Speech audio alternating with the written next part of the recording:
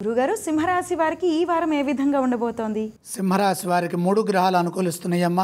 ప్రధానంగా దశమంలో చంద్రుడు, లాభంలో కుజుడు, తృతీయంలో శుక్రుడు. ఉత్సాహంగా పనులు మొదలు పెట్టండి.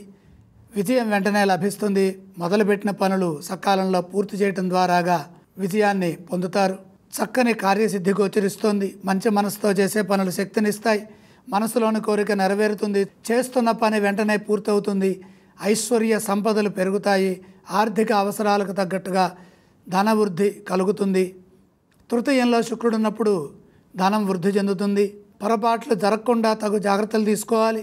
పెట్టుబడులు విజయాన్ని ఇస్తాయి. మీ సంస్కారం మిమ్మల్ని ముందుకు నడిపిస్తుంది. ఏకాగ్రతతో నిర్ణయాలు తీసుకొని వాటిని అమలు చేయండి. ఉద్యోగంలో కలిసి వస్తుంది. అధికారుల నుండి ప్రశంసలు అందుతాయి. ప్రతిభా పాఠవాలను ప్రదర్శించే అవకాశం లభిస్తుంది. వచ్చిన ప్రతి అవకాశాన్ని జాగ్రత్తగా తెలివిగా సద్వినియోగం చేసుకోండి. మాట పట్టింపులకు వెళ్ళకండి. అపార్థాలకు తావు లేకుండా నలుగురిని కలుపుకుపోవాలి. కలుపుగోలుగా వ్యవహరించాలి. జన్మ బుధయోగము ఇబ్బంది కలిగిస్తుంది. జన్మ బుధయోగం వల్ల వ్యాపారంలో మిశ్రమ ఫలితాలు ఉంటాయి. ఇబ్బందులు రాకుండా ముందస్తు ప్రణాళికలతో పనిచేయండి. ఆశయం నెరవేరుతుంది. వారం మధ్య భాగంలో మేలు చేకూరుతుంది. ఈ రాశి వారు ఏ ఏ స్తోత్రాలని పఠించాలో తెలియచేస్తారా?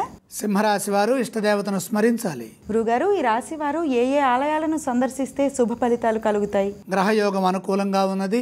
ఈశ్వర దర్శనం శక్తినిస్తుంది. ఏవేవి దానం చేయాలి గురుగారు? దానాలు అవసరం లేదు.